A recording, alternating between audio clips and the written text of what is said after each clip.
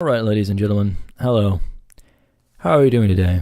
Welcome to another installment of Fractal Radio. My name is Alex Weir, and if you've been following along recently, I've been talking about the company Axon, which was formerly called Taser. And I'm interested in this story regarding that company and its transition from Taser to Axon because it has to do with the whole area of technology and policy and our freedoms as American citizens. And I came across this topic in the New Yorker magazine in an article by Dana Goodyear entitled "Shock the System." So there's a lot of information that is contained in that article and is surrounding this issue of basically what comes down to outsourcing police data, basic and analytics to a tech firm, which is what Taser has become. Originally, they just supplied the hardware of the Taser, but because of the nature of the Taser and the sorts of legal disputes that came about, they made advances which had to do with keeping account of how many times the Taser was used, of keeping a video record, of giving police officers body cameras and things that automatically turn on, to now data and analytics.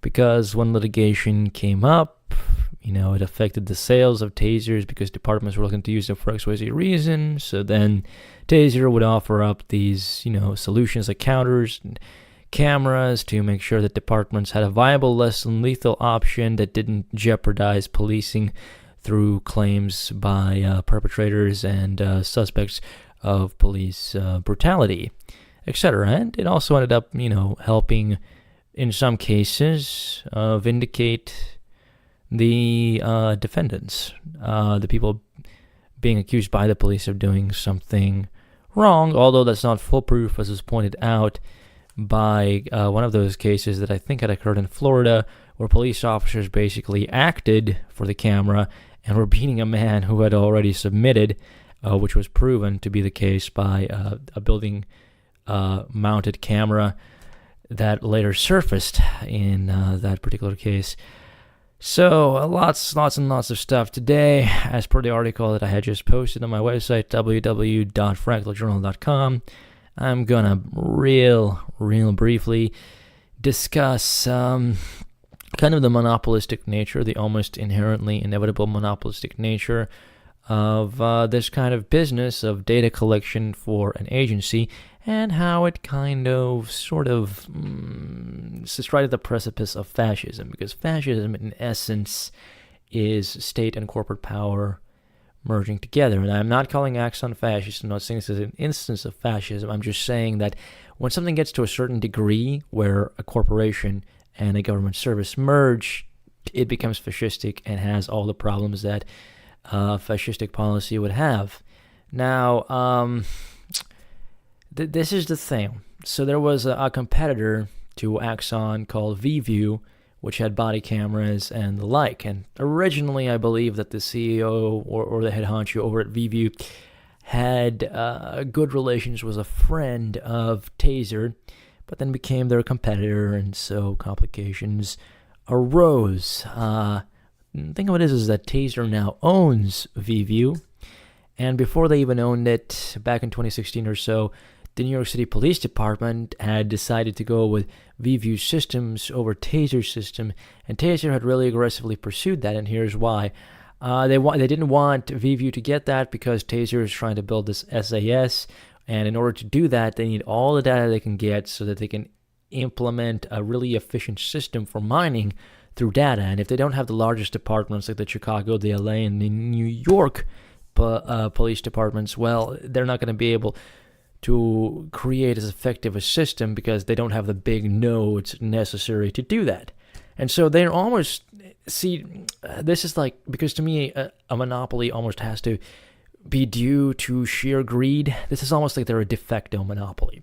So because in order for them to make a viable, great product, they have to pursue this information, and we want, if we're going to have this product, which it seems inevitable that police departments are going to become reliant on these products due to the social climate that we're in, we want the best possible product. And I really hate making corporate apologetics. I'm really not trying to do that here. but that's the reality of the world. And so here's what we're going to have to do. We're going to have to pay really close attention to how that goes about.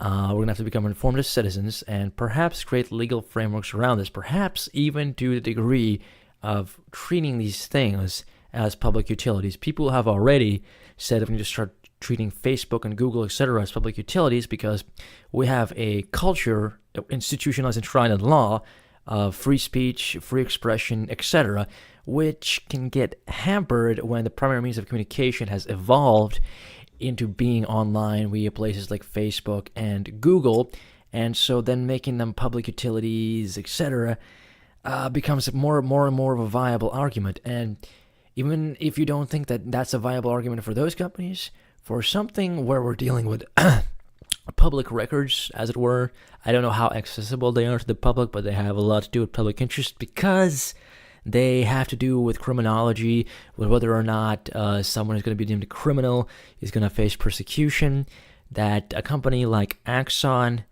probably might have to be regulated like that if it's not already.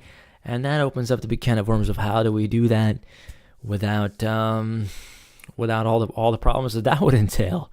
Because every solution creates a whole host of problems. And so I wanted to go ahead and put this out there alongside the article I just posted, which you can find on the website at www.fractaljournal.com. So hopefully it's just food for thought. Thanks so much for listening. Hit the thumbs up and subscribe if you like what you're seeing. Feel free to comment whatever you want. And take care, folks.